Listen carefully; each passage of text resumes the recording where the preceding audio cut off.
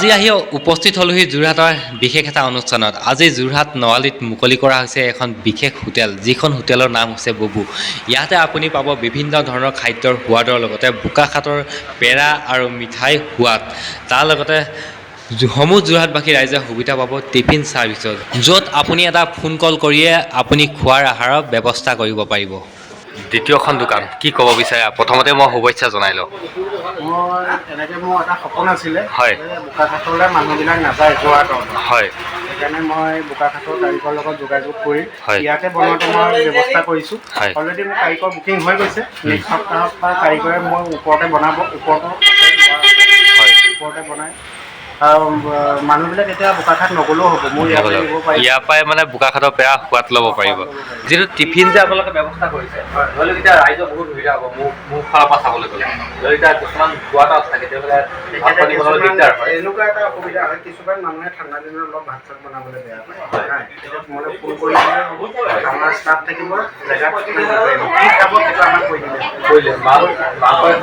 Mutton খাওঁ বুলি ক'লে মটন, চিকেন চিকেন যি খাওঁ বুলি কয়। কণ্টেক্ট নাম্বাৰ আছে, মই ডিছক্ৰিপশ্যনৰ লিংকত দি দিম বাৰু কণ্টেক্ট নাম্বাৰটো। তাৰ লগত যোগাযোগ কৰিব লাগিব আৰু তাতে আপোনালোকৰ ইচ্ছা লাগিছে গৈ একদম যিকোনো অফিচত হওক বা ঘৰতে হওক বহুত ভাল এটা সুবিধা। আৰু কেতিয়াবা প্লেন আছিলে এনেকৈ এখন খোলাৰ? এইখন মই বোকাখাতৰ পেৰাটোৰ পৰাই মোৰ সপোন আছিলে। মই দুই এজন মানুহ দেখিছিলোঁ বোকাখাতৰ, এদিন আবেলি মোক কৈছিলে মোক খুব বোকাখাতৰ পেৰা খাবলৈ মন গৈছে। তেখেতে গাড়ী তেল ভৰাই পেলাই গাড়ী ভাড়া লৈ বোকাখাত গৈছিলোঁ। হয় নেকি? ভাবিছিলোঁ বোলো মই ইয়াত যদি এনেকুৱা ব্যৱস্থা এটা কৰোঁ, তেতিয়া মানুহখিনিয়ে অলপ সুবিধা হ'ব। আৰু বোকাখাতৰ পেৰা প্ৰথম মই শুনিছোঁ, বেলেগত বৰ্তমান নাই, প্ৰথমখন বোকাখাতৰ পেৰা হোটেল বুলি ক'ব লাগিব, য'ত আপুনি বোকাখাত নগৈ আপুনি ইয়াতে বোকাখাতৰ পেৰা সোৱাদ ল'ব পাৰিব। আৰু তাৰ লগতে আৰু কেইটামান কথা আছে মই সুধিম, কিন্তু তাৰ আগত মই দেখুৱাই লৈছোঁ তেওঁলোকৰ মিঠাই বহুত আছে। আমাৰ লোকেল মিঠাই আছে, লোকেল মানে এয়াই গোটেইখিনি বোকাখাতৰ হয় নেকি? বোকাখাতৰ মানুহ বনোৱা হয়, সকলোখিনি বোকাখাতৰ, কিন্তু চবতকৈ স্পেচিয়েল কি মানুহে বোকাখাতৰ পেৰা বুলি ক'লে এটা নহয়, এই কালাকানটো নহয়। হয়, কালাকানটো আমাৰ যোৰহাটৰ হয়। হয়, আৰু বোকাখাতৰ মানে কাৰিকৰ ইয়ালৈ আনিছে, আপুনি আনিব ইয়াত? হয়, ইয়াত ইয়াতে বনাব মানে বোকাখাতৰ পেৰাৰ পৰা ধৰি সকলোখিনি বোকাখাতৰে হয় আইটেম, যিজন বোকাখাতৰ পৰা কাৰিকৰ আনি পিনি তেখেতে ইয়াতে প্ৰস্তুত কৰি মানে বনাই। কি বনাইছে? হয়, এইটো স্পেচিয়েল কি আছে বৰ্তমান? আৰু এয়া কি বনিব এতিয়া? বুট দালি তেল। তো কিমান দিনৰ এক্সপিৰিয়েঞ্চ আপোনাৰ? 20 বছৰ। বাপৰে, 20 বছৰৰ পৰা আপুনি এই কামটোৰ লগতে জড়িত? আপোনাৰ কি হয় ক'লে? নিজৰ বাইদেউ হয় নেকি? কেনেকুৱা লাগিছে আজি শুভ মুহূৰ্তত?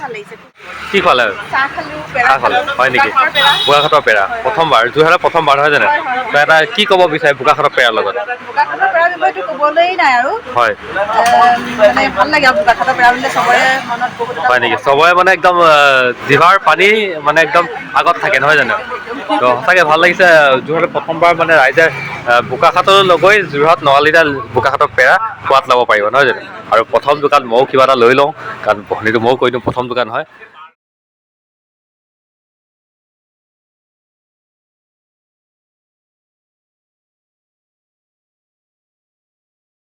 যিকোনো কামৰ সাফল্য লাভ কৰিবলৈ হ'লে কেইটামান গুণৰ দৰকাৰ, আৰু সেই গুণকেইটা তেওঁ আছে বুলি মই বুজি গৈছোঁ।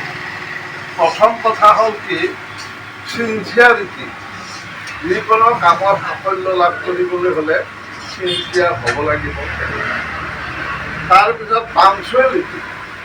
দোকান এখন অকল দিলেহি নহ'ব, পাংচুৱেল হ'ব লাগিব, মানুহৰ তেতিয়াহে বিশ্বাস দিব। পাংচুৱেলিটিটো থাকিলে অনেষ্টি থাকিব লাগে, অনেষ্টি যে হয় একদম মানুহ বৰ ভাল, যিকোনো বস্তু ভালকৈ দিয়ে, অনেষ্টি। এইকেইটা গুণৰ অধিকাৰী হ'লে উপৰৰূপে আগবাঢ়িবলৈ পৰা। আৰু ইয়াতে মই খুৰাকজনক লগ পালোঁ, তেওঁলোকৰ অকণমান জানি লওঁ এজন সফল ব্যক্তিৰ ওপৰত তেখেতে কি ক'ব বিচাৰে খুৰা। আৰু চিনাকিটো দি দিছোঁ, তেখেত এজন চিফ চাইণ্টিষ্ট হয় ৰিটায়াৰমেণ্ট, আৰু এখেত হৈছে এজন আৰক্ষী ভাগত বিষয়া, এজন ৰিটায়াৰমেণ্ট। আৰু তেওঁলোকক মই ইয়াতে লগ পালোঁ। প্ৰথমতে মই চিনাকি হ'লোঁ বাৰু, কিন্তু অকণমান জানি লওঁ খুৰাৰ পৰা। অকণমান কওকচোন এজন সফল ব্যক্তিৰ কথা, বহুত আগৰ বিষয়। সফল ব্যক্তি হ'বলৈ হ'লে হয়, সফল ব্যক্তি হ'বলৈ হ'লে মানুহৰ প্ৰথম কৰ্মস্পৃহাটো লাগিব। হয়। 1 নম্বৰ হ'ল কৰ্মস্পৃহা।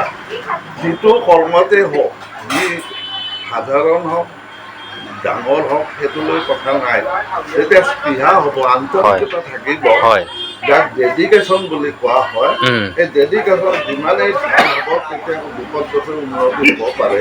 কিন্তু কৰ্ম বিমুখ হ'লে কিন্তু অগ্ৰগতি হয়, তললৈহে যোৱা ধৰি মানে প্ৰতিজন ব্যক্তি মানে এটা মনৰ পৰা এটা উৎসাহ থাকিবই লাগিব ন, এই কামটো কৰিমে কৰিব পাৰিম, থাকিব লাগে। এনেকুৱাই কাম সৰু হওক বা ডাঙৰ ডাঙৰ হওক সেইটো কথা নাই, কিন্তু তেওঁৰ আন্তৰিকতাৰ যিটো প্ৰচেষ্টা সেইটো কিন্তু থাকিব, উৎসাহটো থাকিবই লাগিব।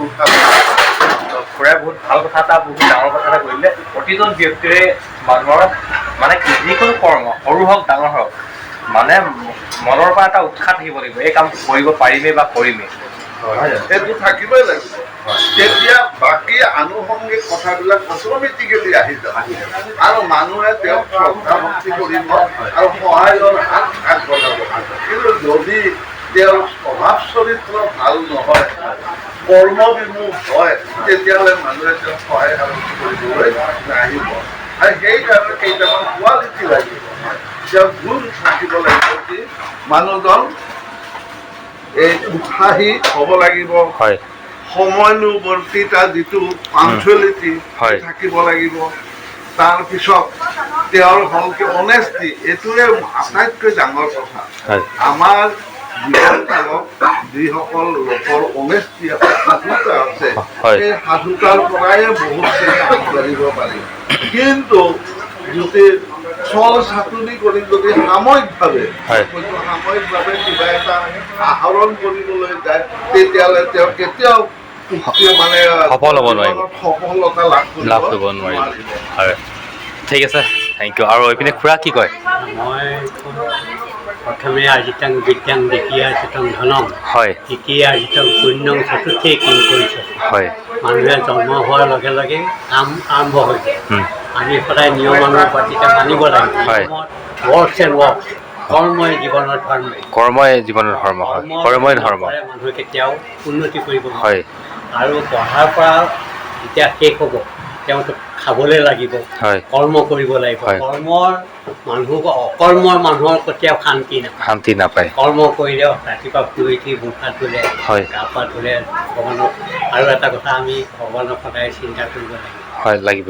যেতিয়া আমি এই যে ৰাম মন্দিৰ সাজিছে, আমি কিন্তু শংকৰদেৱে 1449 জন্ম লৈছিলে, তেতিয়াৰ পৰা তেওঁ বাহিৰত থাকি সংস্কৃত পঢ়ি অসমীয়ালৈ ভাগৱত উদ্ধাৰ কৰিলে, কীৰ্তন ঘোষা মাধৱদেৱ কৰিলে। তেখেতেও নিয়মানুৱৰ্তিতা মানিছে। ৰাতিপুৱা শুই উঠিয়ে প্ৰাতঃকৰ্ম কৰিব, তাৰপিছত ধৰ্মীয় কাম কৰিব। সকলো কৰাৰ পিছতহে মানুহ উন্নতি শিখৰলৈ যাব পাৰে। প্ৰথমতে লাহে লাহেহে মানুহ ৰুম এদিনত ৰুমখন বনোৱা হোৱা ভিতৰত ৰুম লগত। সেইকাৰণে আমি সদায় চিন্তা কৰিব লাগিব কেনেকৈ আমি সৎ পথেৰে আগবাঢ়ি যাব। কৰ্ম নকৰিলে কেতিয়াও মানুহে মানে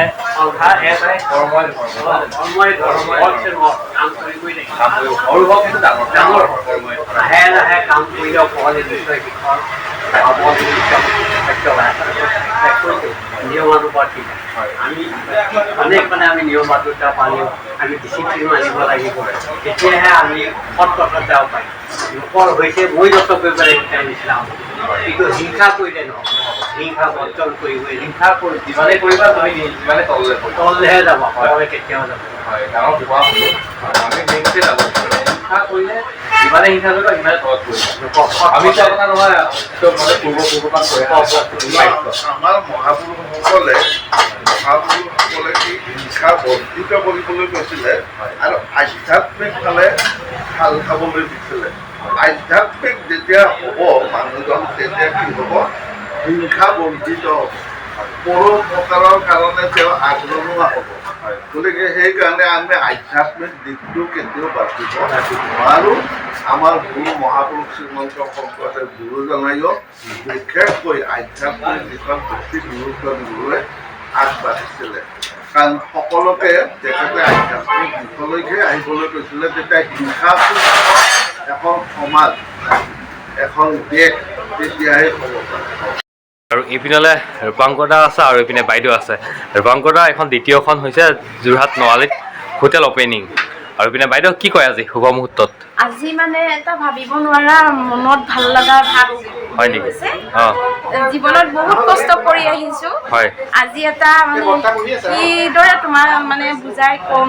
আজি আমাৰ সফলতাৰ আঁৰত মোৰ বৰদেউতা আছে আৰু মোৰ হাজবেণ্ড আছে আৰু ময়ো যিমান পাৰি সিমান তেওঁৰ উন্নতিৰ কামনা কৰি যিমান পাৰি সিমান মানে চেষ্টা কৰিছোঁ জীৱনটো আগুৱাই যাবৰ কাৰণে।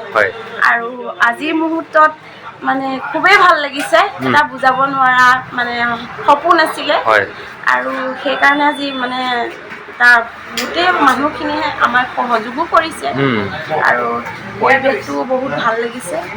মুঠৰ ওপৰত ভালেই লাগিছে আজি। ঠিক আছে, শুভেচ্ছা থাকিল, শুভেচ্ছা জনাইছোঁ। আৰু বেলেগ প্লেন আছে নেকি আৰু এখন খোলা? আৰু সপোন আছে ন?